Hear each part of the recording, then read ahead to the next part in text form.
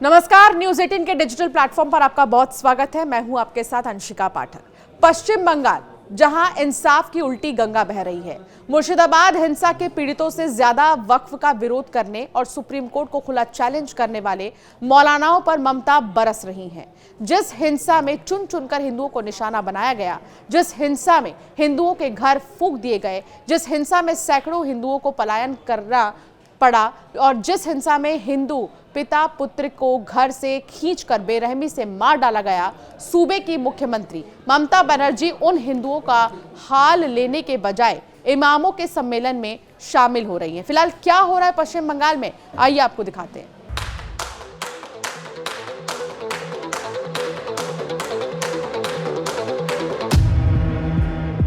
एक तरफ हिंदू शहीद दिवस, दूसरी तरफ इमामों के सम्मेलन में सीएम ममता बनर्जी।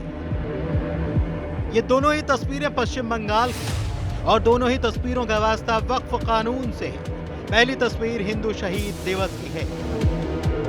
बीजेपी ने आज पूरे प्रदेश में उन हिंदुओं की याद में शहीद दिवस मनाया जिनकी वक्फ विरोधी प्रदर्शन के दौरान हुई मुर्शिदाबाद हिंसा में बेरहमी से हत्या कर दी गई थी। वहीं दूसरी तस्वीर भी बंगाल की, जहां पर मुर्शिदाबाद हिंसा के पीड़ित हिंदुओं से ज्यादा ममता बनर्जी को मौलानाओं की चिंता सता रही है और शायद इसलिए ही वो वक्फ विरोध के मामले में इमामों के सम्मेलन में पहुंच गए। वो इमाम जो न सिर्फ संसद से पास कानून को मानने से इनकार कर रहे हैं, बल्कि उसे लेकर खुलेआम सुप्रीम कोर्ट को भी चुनौती दे रहे हैं कि अगर फैसला उनके पक्ष में नहीं आया तो वो इसे मानने से इनकार कर देंगे। वही इमाम जो न सिर्फ कानून का विरोध कर रहे हैं, बल्कि इन प्रदर्शनों के दौरान हुई हिंसा में बंगाल जल रहा है। 15 তারিখের পরে রেল অবরোধ করব, যেখানে সেখানে সব জায়গায় রেল অবরোধ হবে। রেলগুলো বন্ধ করব, আগে আমরা শহরে করতে যাব না, গ্রামে এসে বন্ধ করব। গাড়ি রেল রাস্তা মোটর ট্রেন সব বন্ধ থাকবে। একদম একদম পশ্চিম বাংলা কেন ভারতবর্ষকে আমরা একদম অচল করে দেব। ये चुनौती यूं ही नहीं है। वक्फ विरोधी प्रदर्शन के दौरान पश्चिम बंगाल में हुई हिंसा और आगजनी की तस्वीरें इसका जीता जागता सबूत है। ऐसे में बड़ा सवाल ये कि आखिर खुलेआम कानून को चुनौती देने वाले और हिंसा करने वाले उपद्रवियों का इलाज क्या है? बहनों और भाइयों, इन दंगाइयों का उपचार ही डंडा है। बिना डंडे के मानेंगे नहीं। आप देख रहे होंगे बंगाल जल रहा है, वहां की मुख्यमंत्री चुप है, दंगाइयों को शांति दूत कहती है। अरे लातों के भूत बातों से कहां मानने वाले हैं।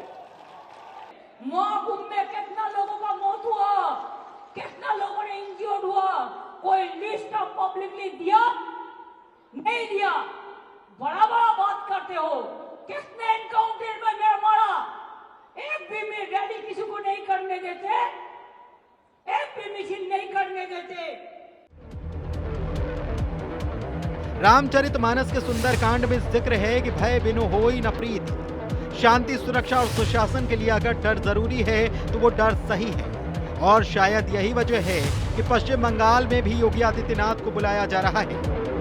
डंडा का जरूरत है, इसलिए जोगी जी को टारगेट कर रहा है। मैं जोगी जी को रिक्वेस्ट करूंगा वो बंगाल में तुरंत आए और लगातार उन्होंने हिंदू का रक्षा करने के लिए यहाँ थोड़ा काम करे। जोगी जी का भी बंगाल में जरूरत है। यूपी होकर तो जाना पड़ेगा ना, जोगी बाबा है ना, यूपी होकर जाइए, जोगी आदित्यनाथ जी है।